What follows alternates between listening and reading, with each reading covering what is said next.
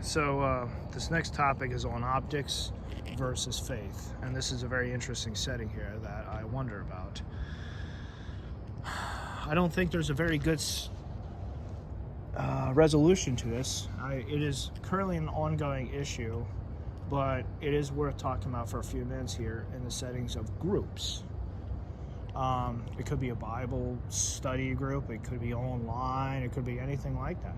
But the two parts of it are Christians and non-Christians.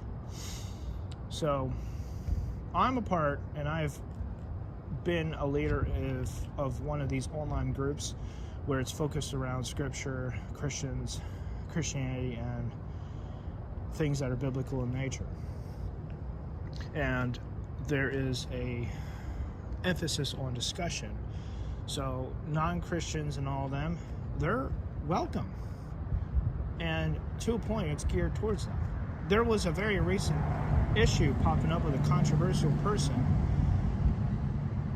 I don't really want to say his name, but he's controversial, and even if he's done no wrong, he has many haters and people, trolls who follow him around and have been for years. They have a page on him on Wiki Farms, I think. It's a garbage site. I don't like it. But the fact that he has followers around hating on whatever they can, destroying and being disruptive, really shine throughout all of this. And it showed because some of the people in our group, because as soon as this guy spoke up, they immediately was on his case, attacking him and asking a whole bunch of questions and not giving him time to respond or whatever. And it just turned into a bit of a shitstorm, for lack of a better word. And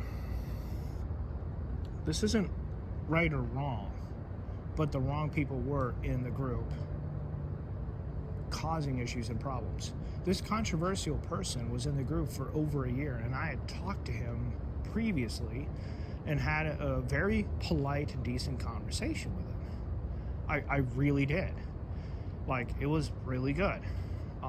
He cares more for politics than literally anything else. He doesn't care for faith, religion, or beliefs. He has his own moral system. He's, by all accounts, very polite, and he's got a lot of things settled, which is good. Even if he's wrong, he's settled. And hopefully God will show him where he is wrong so he can fix it. You can't just simply expect to go through life and have things be perfect and not ever have issues or problems. That's almost impossible. We are faulty, we fail, we mess up, we make mistakes. There's a whole bunch of things that come down to this where it's like you could be wrong or off. Wrong, off, mistakes could happen, and blatant, I'm doing it my way, regardless if it's right or wrong, regardless of the consequences. Especially if you bring sex and attraction into this. Ooh, that's hot. I'm gonna go after it. Here's a couple $100. Whew, okay, let's deal with the consequences years down the road. Yeah. Next thing you know, you've got diseases or kids popping up, or you've got bills that are in the thousands of dollars. Yeah, I'm talking about marriage there. Marriage and divorce. So anyway, this guy was quiet and nothing really happened. And we spoke up a year later, which was a couple weeks ago. Everything just kind of popped off loose, and the whole scope came into play there about how should we run this group. Through faith, through belief, through Scripture and Bible, biblical teachings, biblical structure from the Bible, or should we focus on optics, which is kind of like what's best for the entire group, outside of faith and what it says in the Bible. So the safety of the group versus faith and morality. Two interesting points to bring up here. The fact that this situation may not be resolved anytime soon, as I thought it would be, is interesting, but kind of sad. It's understandable, it's interesting, it's sad, but it is what it is, and I will be more vigilant in the future about paying attention to this sort of things. Not to keep them from happening, but to keep them from going beyond what is reasonable and what is okay, acceptable and decent and okay. Baseline, when you are in a Christian group and there's a focus on Scripture and the Bible and teachings, you're already raising the bar to a point, as I've explained to other people. You can't simply have a quote-unquote safe environment where no one is going to be offended or impacted or to be upset or hurt. This is not necessarily a place for snowflakes, because the bar has already been raised when you're talking about different faiths, different beliefs, religions, all of that. This is a place for everyone who has something to claim personally as far as religion and faith goes. So, people who are offended and all that, it's just basically, all right, what's the problem? Are they attacking you personally, or are they saying we disagree and we're attacking the problem, or whatever they may have said? You just got to have to keep it as simple as possible. Is someone causing issues for someone else in the group because of what they said or because of what they did? I didn't know about this when I started up the group, or when me and some other people started up the group roughly 2 years ago.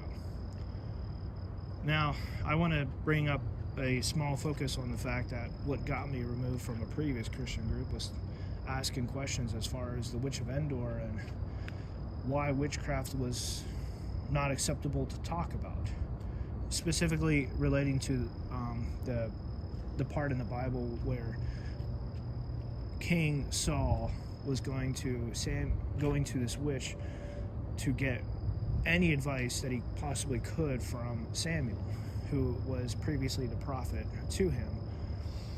But the go-between between him and God.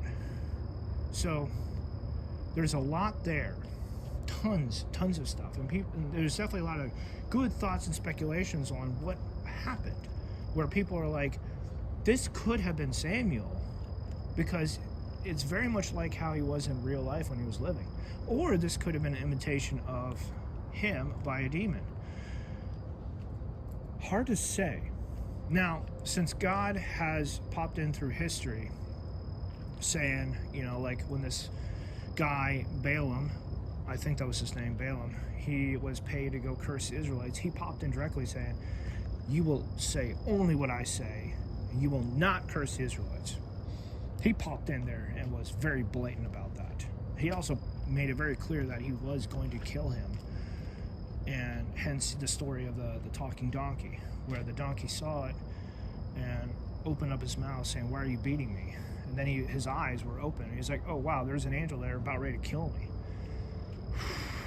Yeah, like God will pop in and from time to time directly intervening on certain situations. I think I just got off track here. All these good little side topics. Anyway,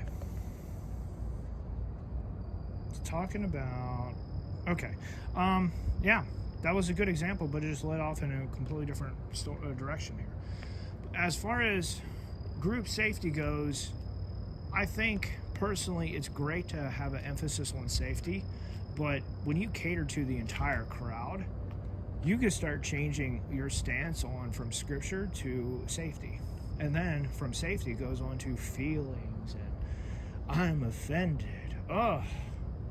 And then the scope start changing from Scripture to feelings.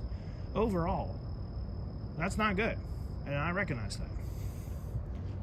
So yeah, I wanted to bring this up for a couple minutes because this was a very good topic.